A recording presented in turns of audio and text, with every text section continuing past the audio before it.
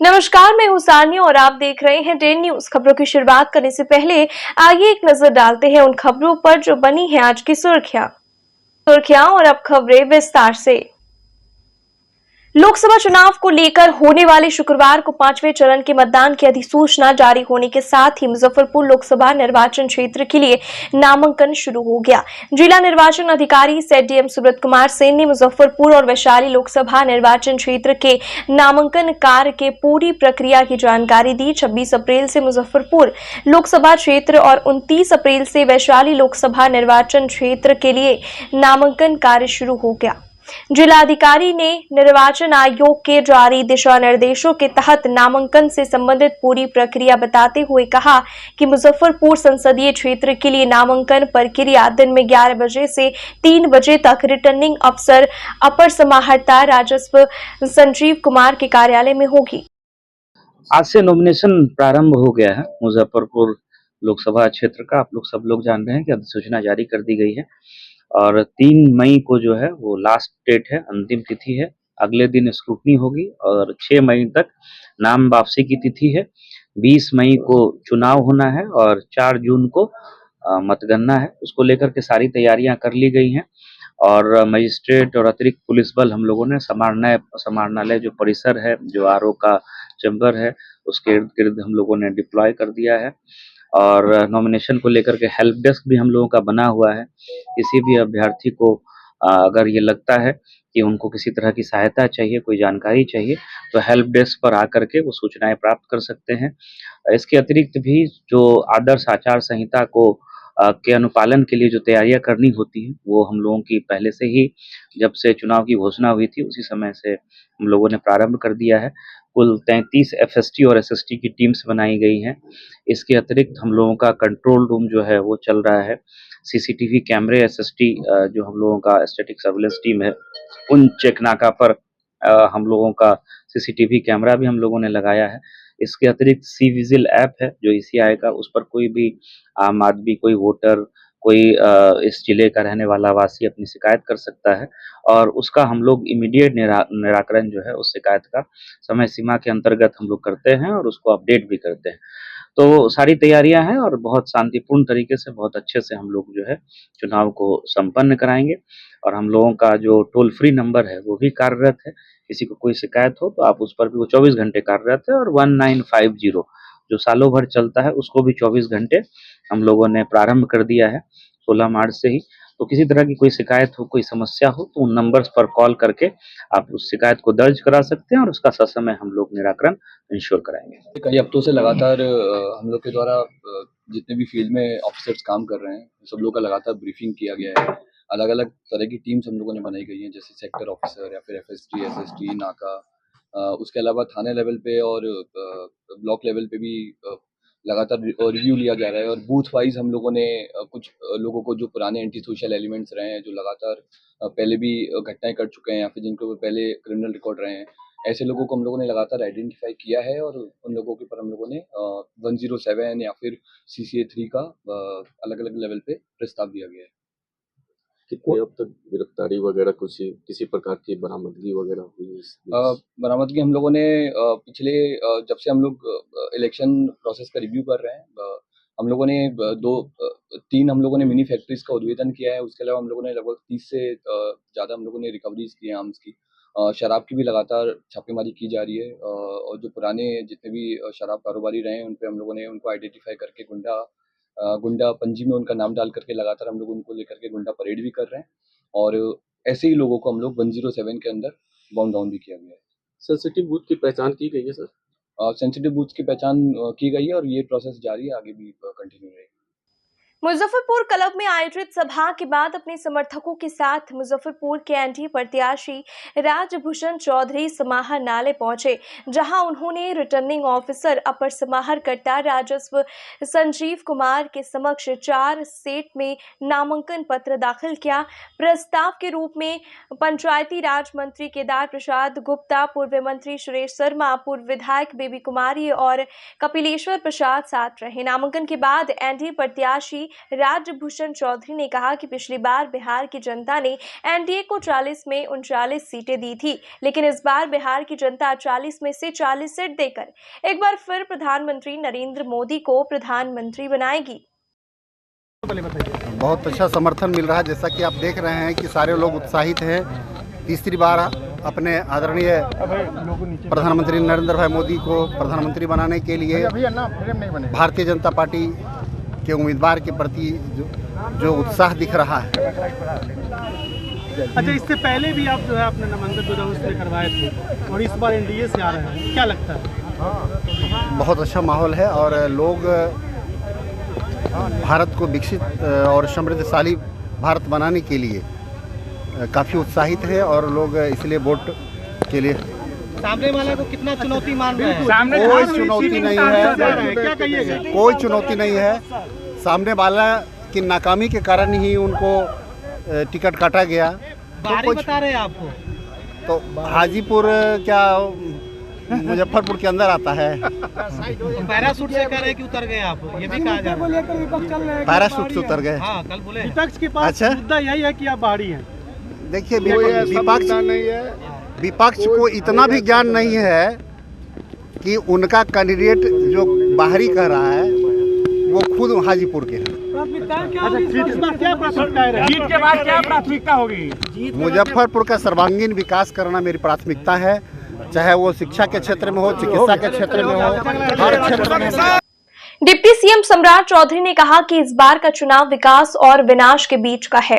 उन्होंने कहा कि एक तरफ 2005 के बाद बिहार की धरती पर विकास करके दिखाया गया, तो दूसरी तरफ एक ऐसा गठबंधन है जिसने बिहार और देश को लूटने का काम किया है। पाताल से लेकर आसमान तक हर जगह घोटाला किया गया। सम्राट चौधरी ने कहा कि 14 लाख करोड़ का घोटाला कांग्रेस ने किया था। नौकरी के बदले जमीन लिखवाने का काम आरजेडी ने किया। सुप्रीमो तो कई बार जेल घूम कर आ चुके हैं। सम्राट चौधरी ने लालू परिवार पर जमकर हमला बोला। ने तय कर लिया है कि नरेंद्र मोदी जी को ही मुजफ्फरपुर से जिताना है और उन्हीं के प्रत्याशी को अपना वोट देना है। तो मुजफ्फरपुर से बीजेपी के कैंडिडेट का जीत राष्ट्रीय लोक मोर्चा के कोई लड़ाई नहीं है। यहाँ पहले भी भाजपा जीतती रही, इस बार भी भाजपा जीतेगी और लाखों वोट से चुनाव जीतेगी। पहला प्रधानमंत्री मिला जो घर में पानी पहुंचाने का सोच रखता भाई, और ये पहले प्रधानमंत्री हैं जिन्होंने तय किया है कि अगले 5 साल में जिस तरह पानी आपके घर तक पहुंचता है उसी तरह गैस का कनेक्शन घर घर पहुंचाने का काम किया है। ये जो आज गैस जितना खर्चा करते हैं उसका 30% घट जाएगा साथियों। और जो हमारी बहनें उज्ज्वला योजना के माध्यम से जब तक गैस कनेक्शन नहीं लिया था उन्होंने, तो जब चूल्हा पे खाना बनाती थी तो एक बार खाना बनाने पर 400 सिगरेट के बराबर धुआं उनके शरीर में जाता था। आज सोचिए, इस भारत को श्रेष्ठ बनाने में आदरणीय प्रधानमंत्री जी लगे हैं और गरीबों की चिंता कर रहे हैं। आज जिस तरह आप टेंट में बैठे हैं और कुछ लोग तो टेंट को छोड़कर पेड़ के नीचे बैठे हैं क्योंकि उनको छांव नहीं मिल रहा है। धूप इतनी है, गर्मी इतने है, लेकिन हजारों की संख्या में यहाँ जुटकर आपने स्पष्ट संदेश दिया कि मोदी जी के गारंटी के साथ बिहार की जनता खड़ी है। और आज जिस तरह आप टेंट में बैठे हैं उसी तरह 500 वर्षों से प्रभु श्री राम भी टेंट में बैठे थे। और जब गरीबों को इस देश में पक्का मकान दिया जा रहा था, हमारी करोड़ों बहनों को पक्का मकान दिया जा रहा था, तो प्रभु श्री राम भी इंतजार कर रहे थे कि अपने टेंट से देख रहे थे कि हमको कब मंदिर दोगे। लेकिन जब आपने 2014 में 19 में यहां से भाजपा का सांसद बनाकर भेजा, वैसे ही भगवान राम के लिए भी भव्य राम मंदिर स्थापित करने का काम आदरणीय प्रधानमंत्री। बोलिए सियावर रामचंद्र की, सियावर रामचंद्र की।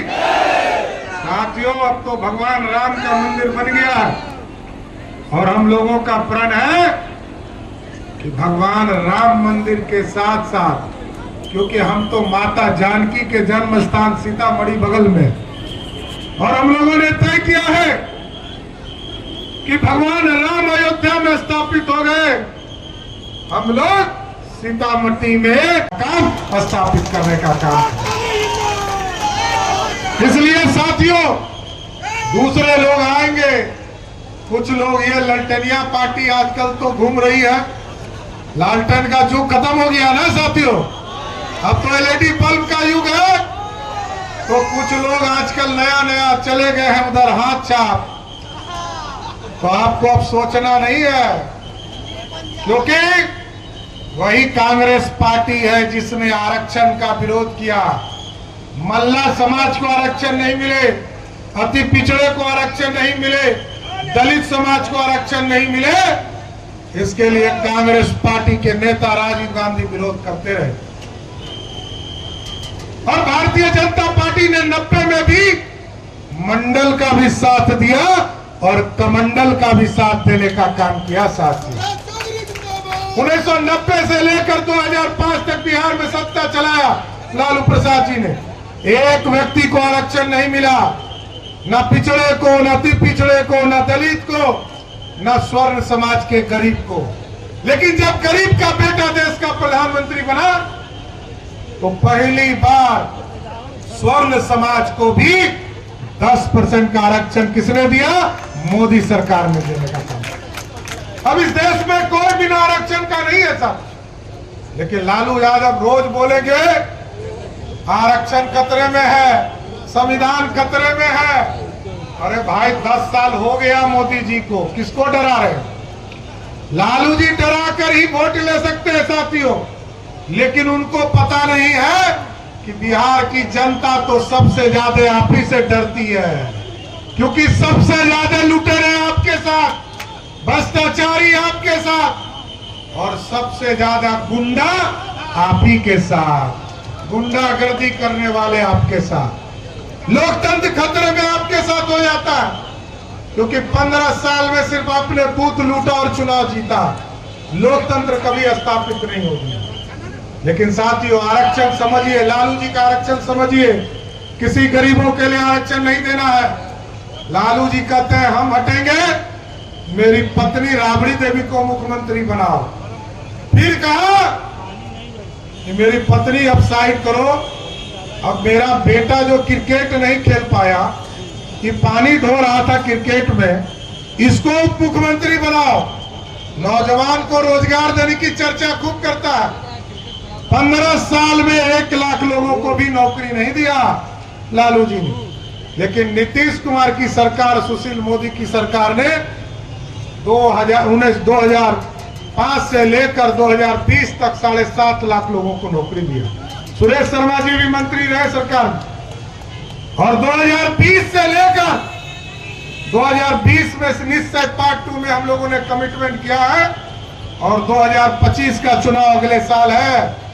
हम एकदम स्पष्ट नौजवानों को बताना चाहते हैं कि जो एनडीए का कमिटमेंट है, 10 लाख सरकारी नौकरी देकर ही आपके बीच में वोट मांगने आएंगे साथियों। इसलिए साथियों, आज मोदी जी और लालू जी की तुलना करेंगे, एक तरफ एक फकीर और गरीब का बेटा देश चलाने वाला, और एक तरफ लालू प्रसाद जी गरीब से आए थे, गरीबी से आए थे, लूट कर अरबपति बनने वाला, पूरे परिवार को सत्ता में बैठाने वाला। इसलिए साथियों, हम आग्रह करने आए कि आपका स्नेह प्यार चाहिए, और एकदम स्पष्ट रहिएगा, भारतीय जनता पार्टी को आपने डबल इंजन की सरकार बनाया। यहाँ राम सूरत जी बैठे हैं, आदरणीय केदार गुप्ता जी बैठे हैं, राजू सिंह जी बैठे हैं, माननीय विधायक है, मंत्री है। हम लोगों ने कानून बनाया है अभी मार्च में कि ये जो बालू माफिया, शराब माफिया और जमीन माफिया है, इसको या तो मुजफ्फरपुर के जेल में बंद करूंगा, नहीं तो नेपाल भगवाना शुरू कर दूंगा। एकदम स्पष्ट रहिए। और इसका लिस्टिंग का काम चल रहा है। जिलाधिकारी और आरक्षी अधीक्षक जो एसपी है, इनको निर्देश दे दिया गया है एकदम अपराधियों को चिन्हित करो। अपराधी किसी भी हालत में सड़कों पे नहीं दिखना चाहिए, अपराध मुक्त बनाना है। और ये तभी होगा जब वो जेल के अंदर हो। इसलिए आपसे ताकत मांगने आए। राजभूषण निषाद जी यहाँ के उम्मीदवार हैं। एक एक वोट 20 तारीख को कमल चाप के निशान पर देने का काम कीजिएगा। और साथियों, क्योंकि आपके आशीर्वाद से ही भारत श्रेष्ठ हो सकता है, और भारत श्रेष्ठ तभी होगा क्योंकि आपको याद है ना कि पहले प्रधानमंत्री कैसे होते थे? मनमोहन सिंह। जब तक श्रीमती गांधी स्विच नहीं दाबती थी बोलते थे। अब कैसा प्रधानमंत्री है? 56 इंच वाला। और 56 इंच का कैसा प्रभाव है? जब यूक्रेन और रसिया में लड़ाई हो रहा था, बिहार के लाखों बच्चे, भारत के लाखों बच्चे फंस गए। मोदी जी ने फोन किया, पुतिन जी युद्ध रोको, युद्ध रुक गया। मोदी जी से पुतिन जी ने पूछा कि हमारे जो आपके बच्चे हैं हिंदुस्तान के, उसको पहचानूंगा कैसे? मोदी जी ने कहा, जिसके हाथ में तिरंगा होगा समझिएगा वही भारत का बच्चा होगा। और भारत के बच्चे तो निकले ही साथियों, पाकिस्तान और बांग्लादेशी भी निकल गया। यही है ताकत। इसलिए आपको वोट के दिन भी निकलना पड़ेगा, वोट परसेंटेज भी बढ़ाना पड़ेगा, क्योंकि ये जो कुछ फरेबी लोग हैं। मुजफ्फरपुर संसदीय क्षेत्र के भाजपा उम्मीदवार राजभूषण चौधरी के नामांकन में शामिल होने आए पूर्व मुख्यमंत्री जीतनराम मांझी ने कहा कि राजद का शासन यानी गुंडा राज। नॉमिनेशन पहले मुजफ्फरपुर क्लब में आयोजित सभा में जीतनराम मांझी ने कहा, इंडी गठबंधन के लोग पागल हो गए हैं। जमुई में गाली दिया गया, इसे बिहार का कोई भी दलित या आदिवासी नहीं सहेगा। उन्होंने कहा कि आरजेडी के नेता डराकर वोट लेते हैं, सबसे ज्यादा गुंडा लालू की पार्टी में है। मांझी ने मोदी और लालू यादव की तुलना करते हुए कहा कि एक तरफ गरीब का बेटा देश चला रहा है, दूसरी तरफ गरीब का बेटा आया है और लूट कर करोड़पति बनकर सिर्फ परिवार को बढ़ाने का काम किया। केंद्र सरकार की योजनाओं को बताकर पूर्व मुख्यमंत्री ने कहा कि घोटालेबाजों की ऐसी हालत हो गई है कि मुखिया का चुनाव भी नहीं लड़ सकते। उन्होंने योगी आदित्यनाथ का भी जिक्र करते हुए कहा कि बिहार में भी एनडीए का शासन आने के बाद गुंडों की खैर नहीं होगी।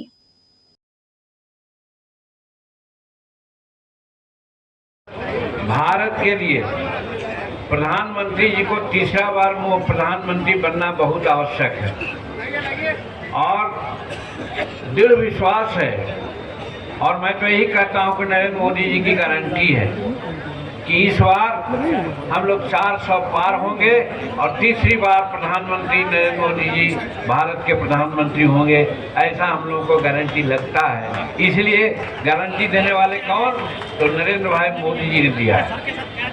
विशेष लंबी बात न कहकर सिर्फ यही कहना चाहते हैं कि जब से नरेंद्र मोदी जी भारत का कमान संभाले हैं, भारत हर दिशा में आगे बढ़ रहा है। अभी आपने देखा G20 की बैठक हुई, दर्जनों राष्ट्र के राष्ट्राध्यक्ष आए यहाँ और किस कदर समूचे विश्व के राष्ट्राध्यक्षों पर अपनी शान शौकत और विद्वता का उन्होंने परचम लहराने का काम किया। नरेंद्र भाई पद का वैकेंसी होगी तब ना होइएगा।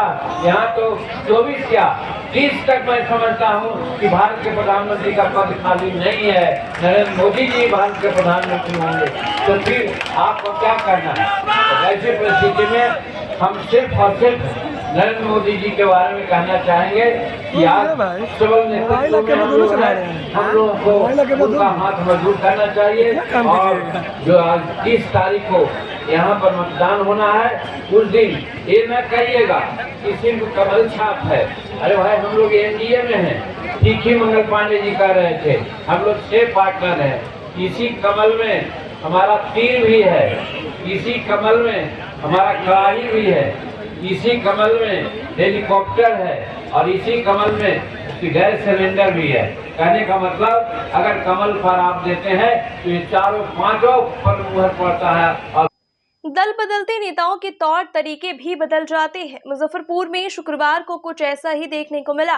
जो नेता अपने चुनाव अभियान की शुरुआत गरीब स्थान मंदिर में पूजा अर्चना कर किया करते थे, वे कांग्रेस में शामिल होते दाता कमल शाह के मजार पर चादर पोशी करने लगे हैं। हम बात कर रहे हैं भाजपा छोड़ कांग्रेस में शामिल सांसद अजय निषाद की। टिकट कटने के बाद वे भाजपा छोड़कर कांग्रेस पार्टी में शामिल हो गए हैं। पिछले दिनों चुनाव में अजय निषाद जब भाजपा के प्रत्याशी थे, तब वह अपने चुनाव अभियान की शुरुआत गरीब स्थान मंदिर से करते रहे। इस बार तबलीगी जमात और मदरसे वाले बयान को लेकर मुसलमानों की भारी नाराजगी झेल रहे अजय निषाद ने अपने चुनाव अभियान की शुरुआत कमल शाह मजार पर चादर पोशी कर शुरू की है। सवाल पूछे जाने पर निवर्तमान सांसद अजय निषाद का कहना है कि पहले भी मजार पर आते रहे हैं, लेकिन सोशल मीडिया पर कभी फोटो नहीं डाला।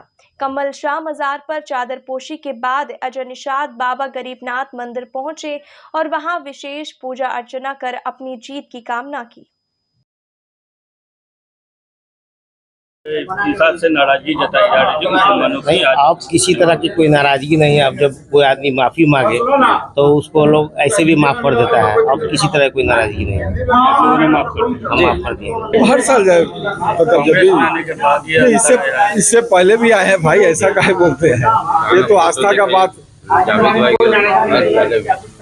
इससे पहले भी आए हैं, ऐसा नहीं है कि हम कोई पहली बार हैं। 10 साल से सांसद हैं, हमको लगता है कि 4-5 बार से ज्यादा यहाँ पर आ चुके हैं। जब भी लोग बोला वो सब समाप्त हो गई, उसके लिए हम माफी मांग चुके हैं। कांग्रेस का सिंबल मिलने के बाद जब से अजय निषाद मुजफ्फरपुर पहुंचे हैं, उसी समय से उनका लगातार विरोध हो रहा है।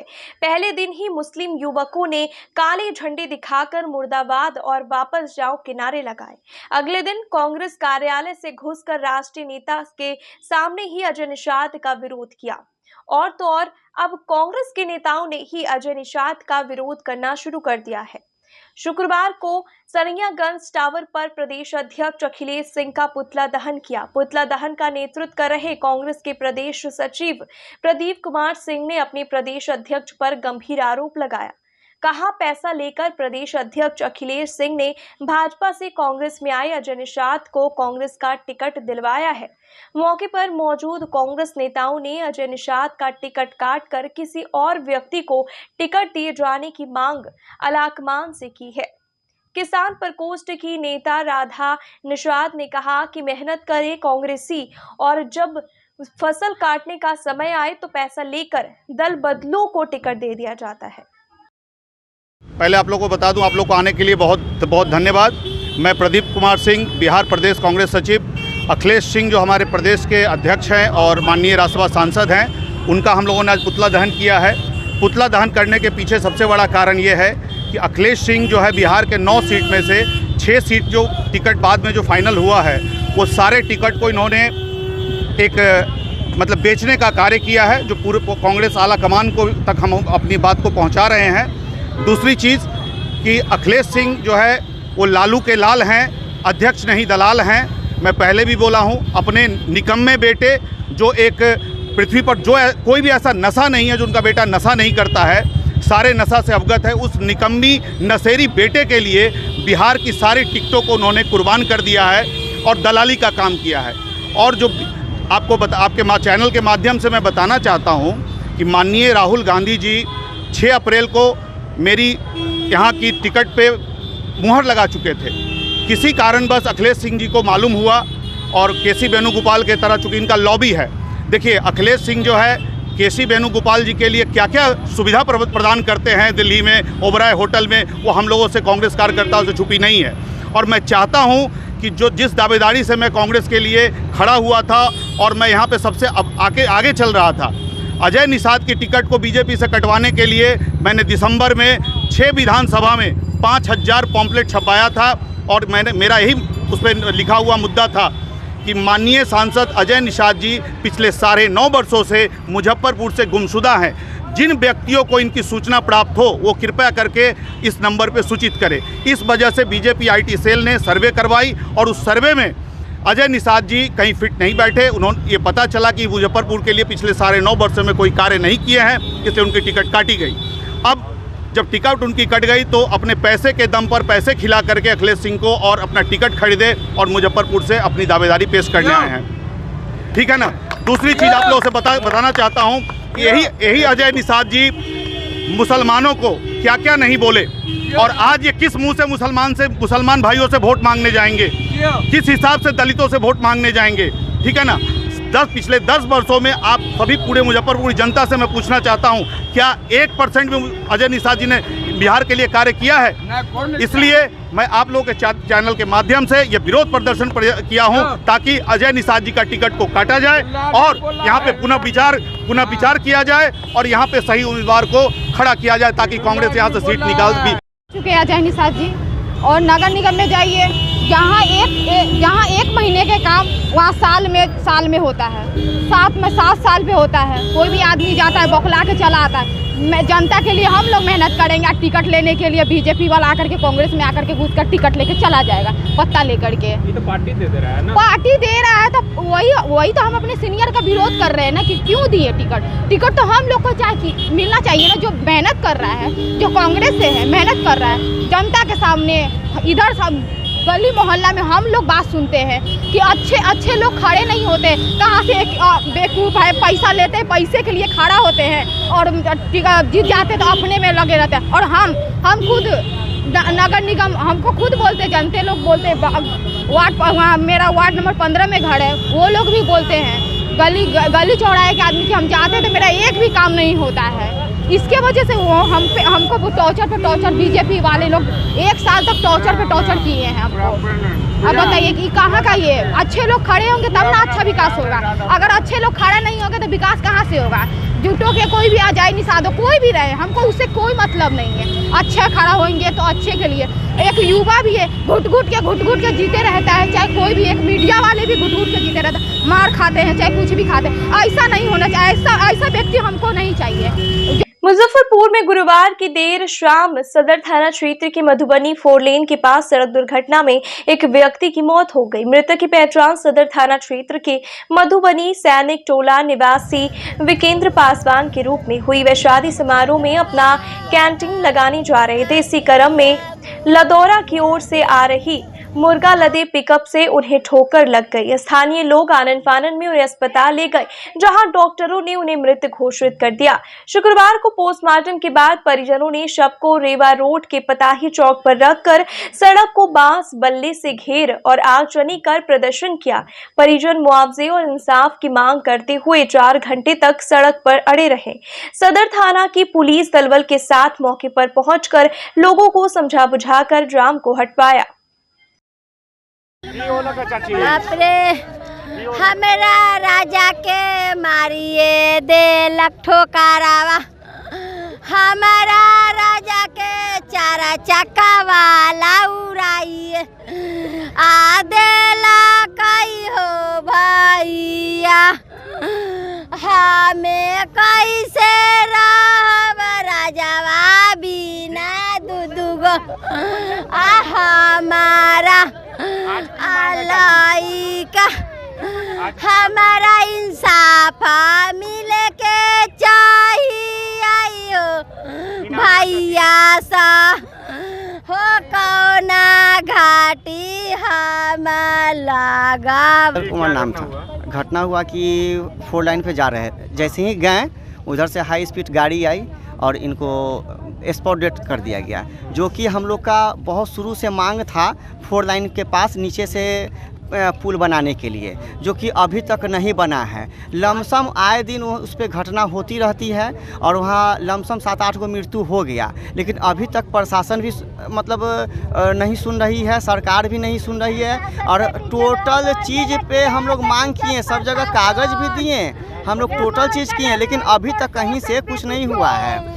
और उस जगह पर आए दिन घटना, आज हम लोग ये पताही चौक को जाम किए हैं और शांतिपूर्ण जाम किए हैं। हम लोग नहीं कहीं न आगजनी कर रहे हैं, ना कहीं तोड़ फोड़ कर रहे हैं, ना कुछ, शांतिपूर्ण हम लोग यहाँ बैठे हुए हैं। और सरकार से और NH से हम लोग मांग यही कर रहे हैं कि उस जगह पे एक छोटा सा नीचे से बाईपास अंडरपास। आज आप लोग क्या कर रहे हैं? आज हम लोग यहाँ पे लाश को रख करके सरकार से मांग कर रहे हैं कि नीचे से उचित मुआवजा मिलना चाहिए। हाँ, इनके घर में छोटे छोटे बच्चे हैं और यही कमाने वाले घर में एकलौता थे। 10-15 फैमिली का ये इनका घर है और नीचे से एक पुल का निर्माण हम लोग को चाहिए, अंडरपास। वो गुपचुप बेचते मजदूरी करते थे, ठोकर लग गया था। अच्छा, तो आज क्या कर रहे हैं आप? इंसाफ चाहिए। मुआवजा को लेकर के मांग?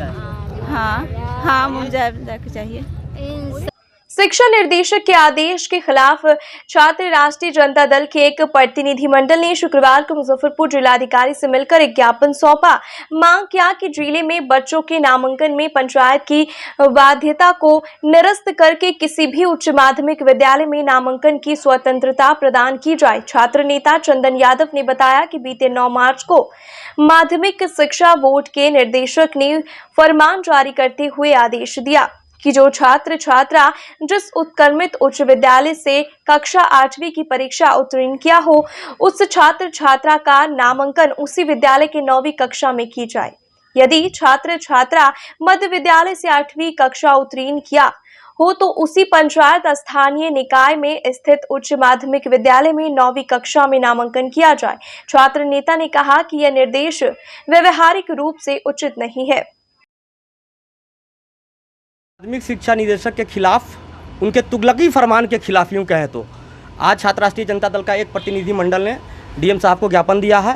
क्योंकि आप लोगों को ज्ञात होगा कि पिछले महीने 9 तारीख को निदेशक साहब, माध्यमिक शिक्षा के निदेशक ने एक लेटर जारी किया और बिहार के सभी जिला शिक्षा पदाधिकारी के ऑफिस में उन्होंने भेजने का काम किया और बोले वो उस लेटर में उन्होंने ये वर्णित किया है जो बच्चा जिस पंचायत के उत्क्रमित मध्य विद्यालय से पास हुए हैं उसी पंचायत के उत्क्रमित उच्च विद्यालय या उच्च विद्यालय में नामांकन ले सकते हैं। जो बच्चा दूसरे ब्लॉक में नहीं जा सकते हैं, दूसरे जिला में नहीं जा सकते हैं, वो जिला के जिला स्कूल में नामांकन नहीं ले सकते हैं। इससे यह स्पष्ट होता है ये सरकार का तुगलकी फरमान है, अलोकतांत्रिक है, अव्यवहारिक है। आप जानते हैं कि बिहार के बहुत सारे ऐसे परिवार हैं जो जीविकोपार्जन के लिए, अपने रोजी रोजगार के लिए बिहार से बाहर रहते हैं, नहीं तो बिहार के ही विभिन्न जिलों में रह के अपना वहाँ व्यापार करते हैं, नहीं तो प्राइवेट नौकरी करके अपना गुजर बसर करते हैं। सब परिवार दूसरे जिला में रहते हैं, तो उनका नामांकन उनके पंचायत में कैसे होगा? वो तो दूसरे जिला में नामांकन ले नहीं सकते हैं। जो परिवार बिहार से बाहर होता है और अपने बच्चियों को या बच्चों को सगे संबंधी के यहाँ पढ़ने के लिए छोड़ देता है, उनके बच्चा का नामांकन कैसे होगा? तो ऐसे इसे साफ स्पष्ट होता है कि ये अव्यवहारिक, अलोकतांत्रिक, ये तुगलकी फरमान है। ये तुगलकी फरमान ये माध्यमिक शिक्षा के निदेशक को वापस लेना चाहिए। अगर नहीं लेते हैं तो छात्र राष्ट्रीय जनता दल 1 सप्ताह के भीतर मैं पुरजोर तरीके से विरोध इसका करूंगा। इनको वापस लेना पड़ेगा क्योंकि ये छात्र छात्राओं के हित में नहीं है, ये छात्र छात्राओं के खिलाफ है। ये पठन पाठन और जो बोलते हैं ना जो शिक्षा व्यवस्था जो हम सुदृढ़ करना चाहते हैं, तो एक तरफ कहते हैं कि शिक्षा व्यवस्था को बेहतर करने के लिए हमने बीपीएससी के माध्यम से शिक्षक का अपॉइंट किया है। नो डाउट ये वेलकम है। आप यूपी से लाएं, मध्य प्रदेश से लाएं, झारखंड से शिक्षक लाएं, और दूसरी तरफ आप अपने बच्चे को एक जिला से दूसरे जिला में पढ़ने के लिए जाने नहीं देना चाहते हैं। इवन एक पंचायत से दूसरे पंचायत आप जाने नहीं देना चाहते हैं। तो ये क्या मतलब है? पढ़ाने के लिए शिक्षक यूपी से आएंगे, पढ़ने के लिए बच्चा एक पंचायत से दूसरे पंचायत नहीं जाएगा। यह तुगलकी फरमान के खिलाफ छात्र राष्ट्रीय जनता दल पूरी ईमानदारी से खड़ी है और जब तक इसको मंजिल तक नहीं पहुंचा दूंगा, इस लड़ाई को छात्र राष्ट्रीय जनता दल ईमानदारी से लड़ती रहेगी। आज क्या किए? आज मैंने डीएम साहब से तो मिलकर ज्ञापन दिया है। उन्होंने कहा कि मैं विभाग को भेज दे रहा हूं। अगर इस पे अमल नहीं हुआ विभाग के द्वारा, माननीय मुख्यमंत्री के द्वारा, तो हम लोग इस चुनावी समर में भी छात्रों के लिए, छात्र छात्राओं हित के लिए आंदोलन करने के लिए बाध्य होंगे। आज की खबरों में बस इतना ही। कल फिर मिलेंगे कुछ नई खबरों के साथ। तब तक के लिए हमें दीजिए इजाजत। नमस्कार।